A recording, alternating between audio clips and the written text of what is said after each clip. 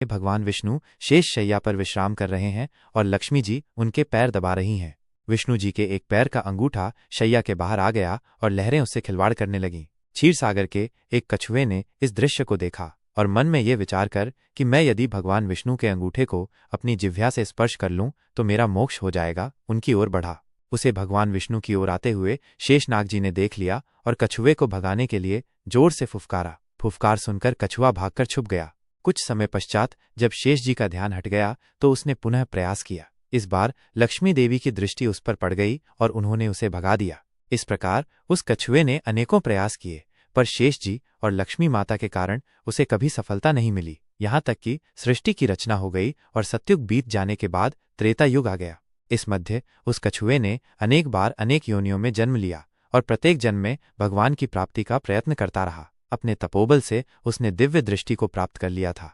कछुए को पता था कि त्रेता युग में वही क्षीर सागर में शयन करने वाले विष्णु राम का, वही शेष जी लक्ष्मण का और वही लक्ष्मी देवी सीता के रूप में अवतरित होंगे तथा वनवास के समय उन्हें गंगा पार उतरने की आवश्यकता पड़ेगी। इसीलिए वह भी केवट बनकर वहां आ गया था। एक युग से भी अधिक काल तक तपस्या करने के कारण उसने प्रभु के सारे मर्म जान लिए थे। इसीलिए उसने राम से कहा था कि मैं आपका मर्म जानता हूँ। संत श्री तुलसीदास जी भी इस तथ्य को जानते थे, इसलिए अपनी चौपाई में केवट के मुख से कहलवाया है कि कहे तुम्हार मर्मू में जाना।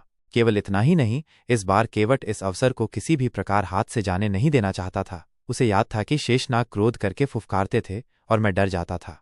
अब की बार वे लक्ष्मण के रूप में मुझ पर अपना बाण भी चला सकते हैं, पर इस बार उसने अपने भय को त्याग दिया था। लक्ष्मण के तीर से मर जाना उसे स्वीकार था, पर इस अवसर को खो देना नहीं। इसीलिए विद्वान संत श्री तुलसीदास जी ने लिखा है, हे नाथ, मैं चरण कमल धोकर आप लोगों को नाव पर चढ़ा लूंगा।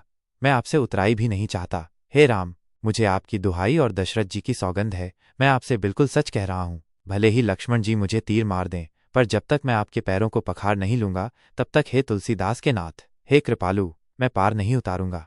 तुलसीदास जी आगे और लिखते हैं, माइनस केवट के प्रेम से लपेटे हुए अटपटे वचन को सुनकर करुणा के धाम श्री रामचंद्र जी, जानकी जी और लक्ष्मण जी की ओर देखकर हंसे, जैसे वे उनसे पूछ रहे हैं, कहो अब क्या करूं। उस समय तो केवल अंगूठे को स्पर्श करना चाहता था और तुम लोग इसे भगा देते थे, पर अब तो ये दोनों पैर मांग रहा है।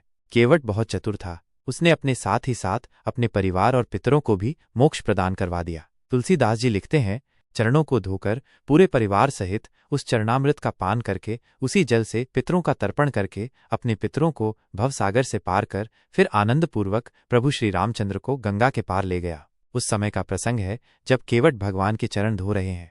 बड़ा प्यारा दृश्य है। भगवान का एक पैर धोकर उसे निकलकर कठौती से बाहर रख देते हैं और जब दूसरा धोने लगते हैं तो पहला वाला पैर गीला होने से जमीन पर रखने से धूल भरा हो जाता है।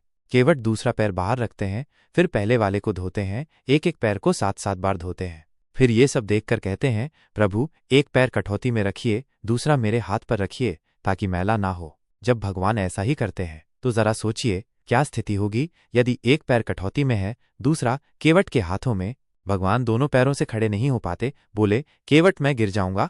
केवट बोला, चिंता क्यों करते हो भगवान, दोनों हाथों को मेरे सिर पर रखकर खड़े हो जाइए, फिर नहीं गिरेगे। जैसे कोई छोटा बच्चा है, जब उसकी माँ उसे स्नान कराती है तो बच्चा माँ के सिर पर हाथ रखकर खड़ा हो जाता है, भगवान भी आज वैसे ही खड़े हैं। भगवान केवट से बोले, भैया केवट, मेरे अंदर का अभिमान आज टूट गया।